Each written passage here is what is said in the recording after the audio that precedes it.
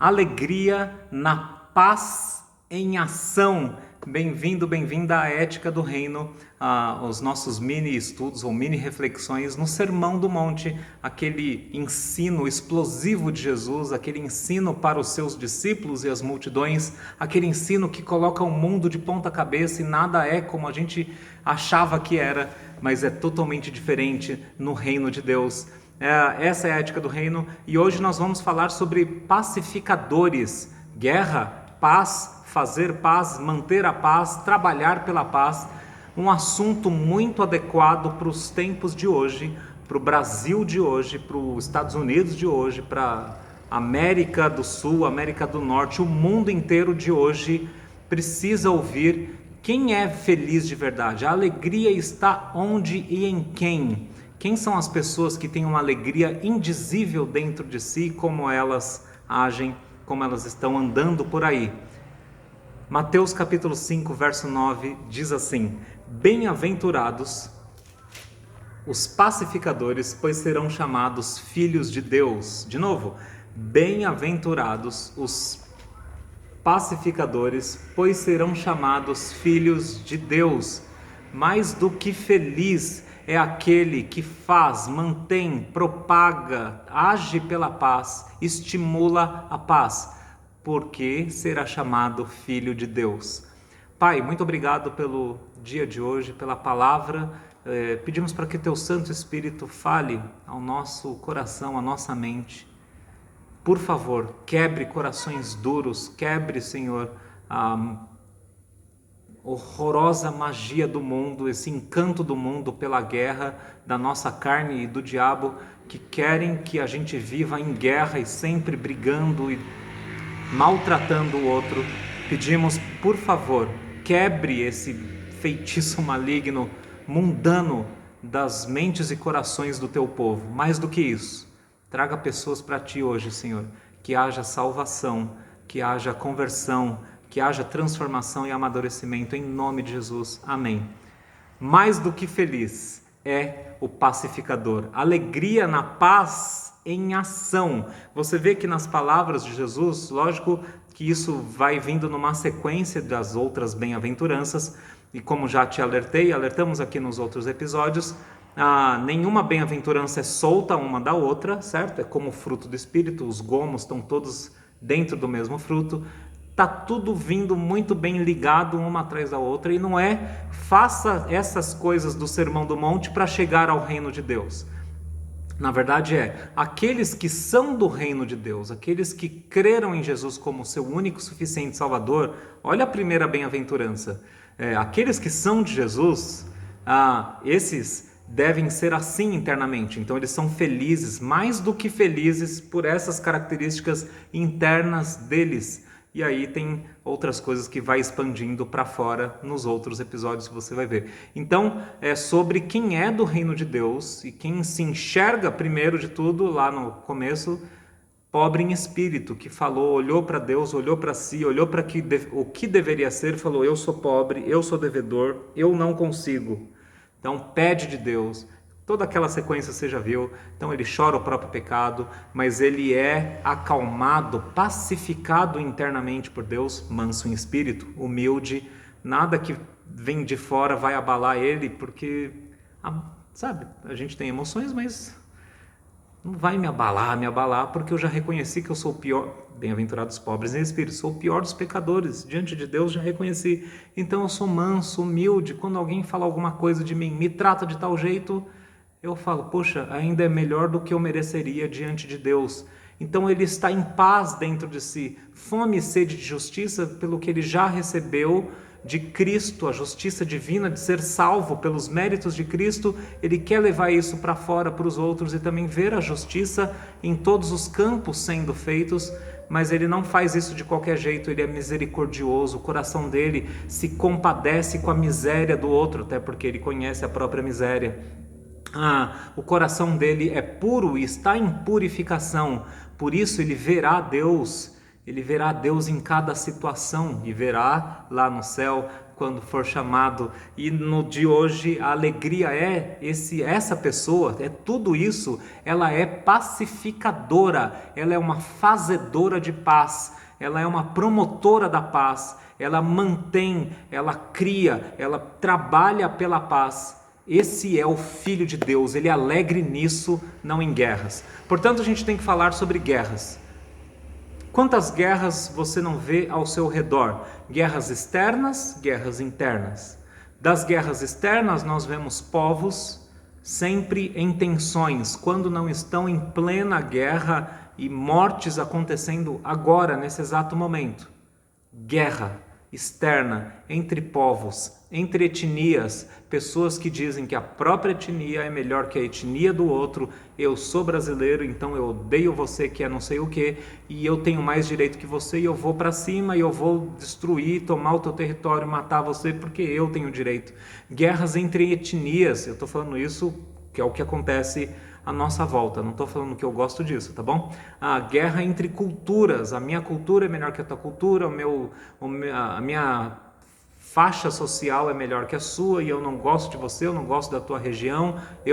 Guerra entre as culturas ao redor do mundo, guerra entre gerações, pessoas olhando para uma geração diferente que nasceu em 1960, 70, 80, 90, 2000, 2010, e por aí vai, falando e atritando-se umas com as outras e colocando abismos intransponíveis entre umas e outras, e não sentando junto, não conversando mais, não entendendo mais uma outra, não conseguindo reconhecer no outro algo de bom, porque a outra geração, aquele povo, aquela cultura é horrível. A minha geração, sim.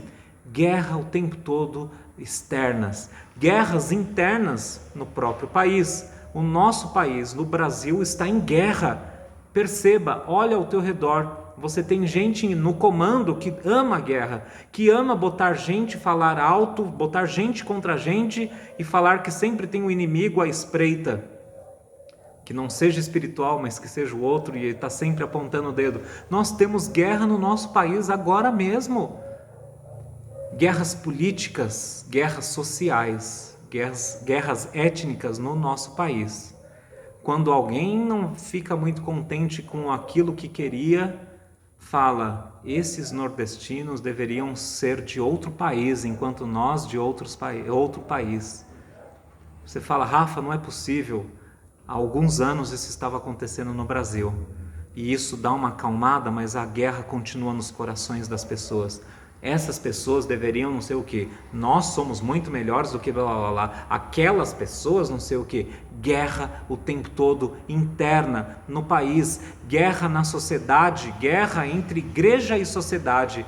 O povo que foi chamado para levar a paz parece que está levando guerra e fazendo guerra com a sociedade, ao invés de ouvir as palavras de Jesus e entender-se mais do que feliz por ser pacificador, por ser um manso de espírito, humilde de espírito, misericordioso. Guerra entre a própria igreja e a outra igreja, a outra denominação.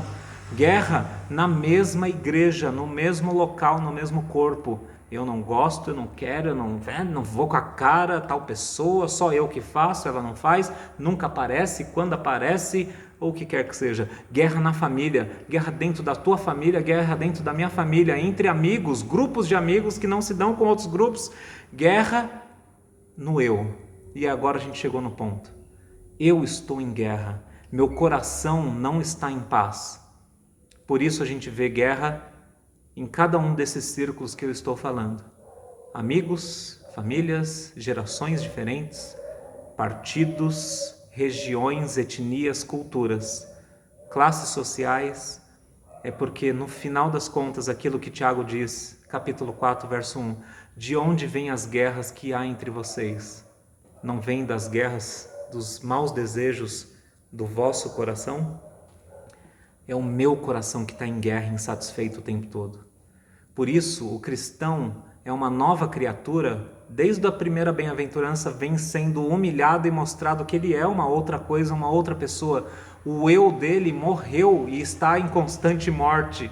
É por isso que o homem de Deus, a mulher de Deus, pode ser o pacificador. De tudo isso que eu falei, de todas essas esferas que estão em guerras, em todas elas, o Filho de Deus é chamado para ser um pacificador. Ele mesmo já está em paz. Portanto, ele responde em paz, não com palavras que agridem. Então, o pacificador tem cuidado com a boca, com as reações, com palavras malditas, palavras ácidas, duras, palavras que são agressivas ativamente e palavras que são agressivas passivamente. O Filho de Deus, a Filha de Deus reconhece que pode ser um passivo agressivo, aquele que a vista e o ouvido dos outros não está fazendo nada demais, mas a pessoa que está do lado sente a agressão que foi feita de uma forma passiva, um olhar, um suspiro, uma ignorada, um silêncio que dura por horas, por dias, é um tipo de agressão. É um tipo de eu não gosto de você, eu não estou gostando de você, eu não quero você. Nas nossas relações de cônjuge, de amigos, de sociedade, a gente tem isso. O passivo agressivo, que é aquele que a olhos nus não está fazendo nada demais, mas de uma forma bem silenciosa e sorrateira está espetando uma espada no outro. Mas o Filho de Deus e a Filha de Deus é um pacificador. Ele cuida com as suas palavras, até aquelas que são passivo-agressivas, ele cuida para não falar ou deixar de falar, quando ele tem que falar de forma gentil. O pacificador, ele cuida com a boca para falar com o outro e para falar do outro. Ele não quer produzir atrito, guerra e tensão entre pessoas só para ele ficar bem ou porque ele considera que a visão dele é muito melhor do que a do outro, que é dos outros. Ele não vai usar a palavra, a boca dele, para causar guerra entre aquele que está ouvindo ele e outros. Fala, é mesmo?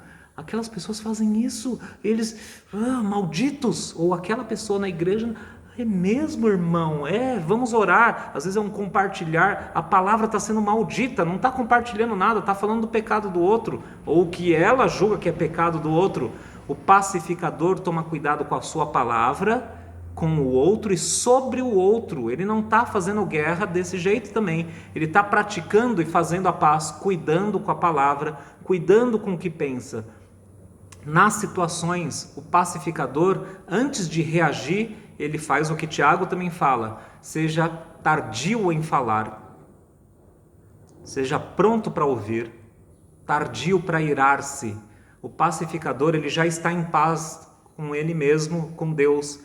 Portanto, ele respira fundo e ele pensa direito nas coisas, ele pensa direito no reino de Deus e como aquela situação que está sendo trazida, vivida, observada, pode ser vista à luz do reino. Aí ele vai tomar cuidado com a palavra dele na mídia social, no Facebook, ele vai pensar bem, eu vou compartilhar isso ou não vou?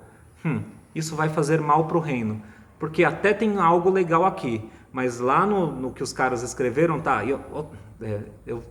desculpa a má palavra, tá? Mas às vezes vai estar lá, esses lixos, blá blá blá, não entendem não sei o que. Mas o vídeo é super legal e tem 3 coisas de 4 que são legais. Só que lá embaixo tem algo ofendendo ostensivamente alguém. E aí a pessoa não pensou no reino de Deus, ela só quer botar as ideias dela para fora. Eu também concordo com isso e propaga aquilo.